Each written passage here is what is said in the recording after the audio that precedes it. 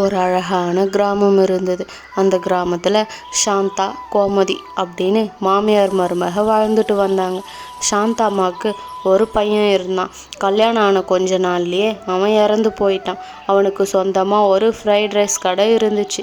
அவன் போனதுக்கப்புறம் இவங்களுடைய வாழ்க்கை ரொம்பவும் கஷ்டமாகிடுச்சு. ஒரு நாள் கோமதி இப்படி சொன்னான், அத்தை, அவர் இருந்த வரைக்கும் நமக்கு எந்த கஷ்டமும் தெரியல. இதுக்கப்புறம் சாப்பாட்டுக்கு என்ன பண்ணுறது? அவருடைய ஃப்ரைட் ரைஸ் கடையை நான் எடுத்து நடத்தலான்னு இருக்கேன். நீங்கள் என்ன சொல்கிறீங்க அப்படின்னு கேட்டால் கோமதி. அதுக்கு சாந்தாம்மா, சரிதாம்மா, நீ சொல்கிறதும் கரெக்டு தான். அந்த ஃப்ரைட் ரைஸ் கடையை நீயே எடுத்து நடத்து அப்படின்னு சொன்னாங்க. மறுநாள் கோமதி ஃப்ரைட் ரைஸ் கடையை திறந்தா. அங்கே வந்த சில பேர், அம்மா, எனக்கு 2 பிளேட் ஃப்ரைட் ரைஸ் கொடுமா அப்படின்னு கேட்டு வாங்கி சாப்பிட்டாங்க. அப்படி கொஞ்ச நாள்லேயே கோமதியோட ஃப்ரைட் ரைஸ் கடை அந்த ஊரில் ரொம்பவும் ஃபேமஸ் ஆக ஆரம்பிச்சுது. அன்னைக்கு வீட்டுக்கு வந்ததும் இப்படி சொன்னான், அத்தை, நம்ம கடை ஓரளவுக்கு நல்லாவே போகுது.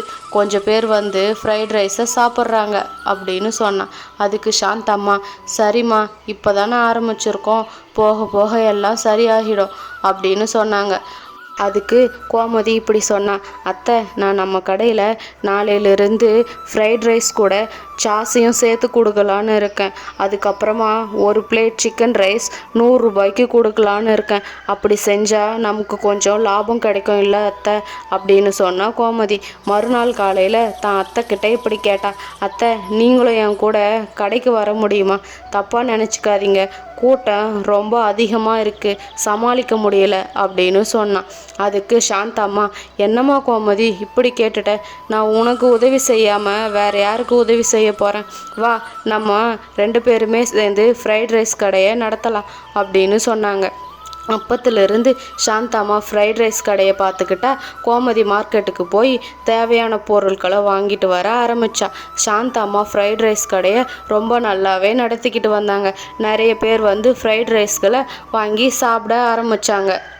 கோமதி சாந்தாம்மா கிட்டே இப்படி சொன்னான், அத்தை, நீங்கள் எதை நினச்சும் வருத்தப்படாதீங்க. டாக்டர் உங்களுக்கு ஆப்ரேஷன் பண்ணணும்னு சொன்னார்ல, அதுக்கான பணத்தை நான் கொஞ்சம் சேர்த்து வச்சுருக்கேன். இன்னும் கொஞ்சம் பணம் சேர்த்ததுக்கப்புறமா உங்களுக்கு சீக்கிரமாகவே ஆப்ரேஷன் பண்ணிடலாம் அப்படின்னு 2 பேரும் பேசிக்கிட்டு இருந்தாங்க. இப்படியே சில மாதங்கள் போச்சு. ஒரு நாள் கோமதி சாந்தா ரூமுக்கு வந்து பார்த்தப்ப சாந்தா எழுந்துக்காமல் படுத்துக்கிட்டு இருந்தாங்க. ரொம்பவும் பயந்து போன கோமதி ஃபோன் எடுத்து டாக்டர் ஃபோன் பண்ணான். ஹலோ டாக்டர், நான் கோமதி பேசுகிறேன். என்னுடைய அத்தைக்கு உடம்பு சரியில்லை, உடனே வீட்டுக்கு வாங்க அப்படின்னு சொன்னான். அப்படி கோமதி ஃபோன் பண்ண கொஞ்ச நேரத்திலேயே டாக்டர் வீட்டுக்கு வந்திருந்தார். சாந்தாம்மாவை ஃபுல்லாக செக் பண்ணி பார்த்தாரு.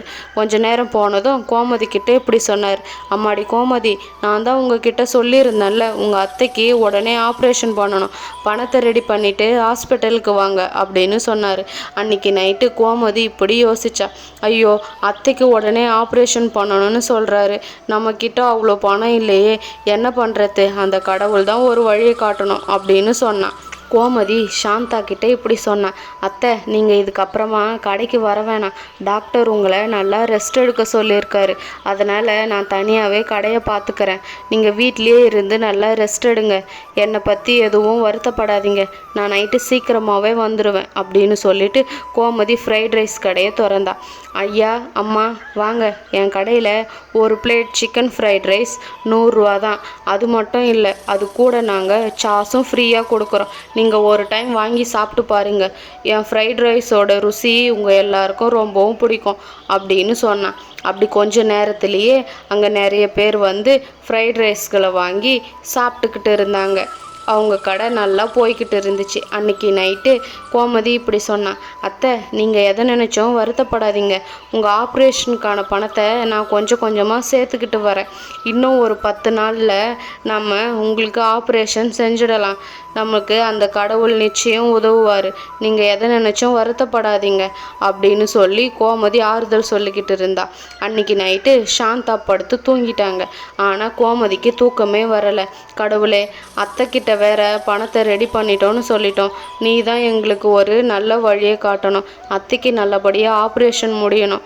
அதை நினச்சி கோமதி ரொம்பவும் வருத்தப்பட்டுக்கிட்டு இருந்தா. இப்படியே 2-3 வாரங்கள் போச்சு. அப்படி கொஞ்ச நாள்லேயே கோமதியோட ஃப்ரைட் ரைஸ் கடை நல்லா ஃபேமஸ் ஆக ஆரம்பிச்சது. நிறைய பேர் வந்து பார்சலும் கேட்டு வாங்கிட்டு போனாங்க. அக்கா, என் கடையில் நீங்கள் ஒரு டைம் ஃப்ரைட் ரைஸ் வாங்கி உங்கள் பசங்களுக்கு கொடுத்து பாருங்கள், நிச்சயம் உங்கள் பசங்க விரும்பி சாப்பிடுவாங்க அப்படின்னு சொன்னா கோமதி. அதுக்கு, அம்மா நீ சொல்கிறதெல்லாம் கரெக்டு தான், என் பசங்க உன் கடையில் ஃப்ரைட் ரைஸ் வாங்கினா மட்டும் தான் விரும்பி சாப்பிட்றாங்க அப்படின்னு சொன்னான். அன்றைக்கி நைட்டு, அத்தை நம்ம கடையில் இப்போது நிறையவே லாபம் கிடைக்கிது, உங்கள் ஆப்ரேஷனுக்கான பணமும் தயாராக இருக்குது, நாளைக்கு நம்ம ஹாஸ்பிட்டல் போகிறோம் அப்படின்னு சொன்னான். மறுநாள் டாக்டர்கிட்ட வந்து, டாக்டர் எங்கள் அத்தைக்கு உடனே ஆப்ரேஷன் பண்ணுங்க, நீங்கள் கேட்ட பணத்தை நான் தயார் செஞ்சுட்டேன் அப்படின்னு சொன்னான். அதுக்கு டாக்டர், சரிம்மா அந்த பணத்தை நீ இப்போவே கட்டிடு, உங்கள் அத்தைக்கு இன்னைக்கு சாயங்காலமே ஆப்ரேஷன் ஆரம்பிக்கணும், நீங்கள் அந்த கடவுள்கிட்ட வேண்டிக்கங்க அப்படின்னு சொன்னார் டாக்டர். சாந்தா ஆப்ரேஷன் தேட்டருக்குள்ளே இருந்தாங்க. கோமதி வெளியே நின்று இப்படி வேண்டிக்கிட்டா, கடவுளே என்னுடைய அத்தைக்கு நல்லபடியாக ஆப்ரேஷன் நடக்கணும், நீங்கள் தான் எங்களுக்கு உதவி செய்யணும் அப்படின்னு வேண்டிக்கிட்டு இருந்தா. டாக்டர் வெளியே வந்ததும், உன்னுடைய அத்தைக்கு நல்லபடியாக ஆப்ரேஷன் முடிஞ்சிடுச்சுமா, இன்னும் 1 வாரத்துக்கு அப்புறம் நீங்கள் வீட்டுக்கு போகலாம் அப்படின்னு சொன்னார்.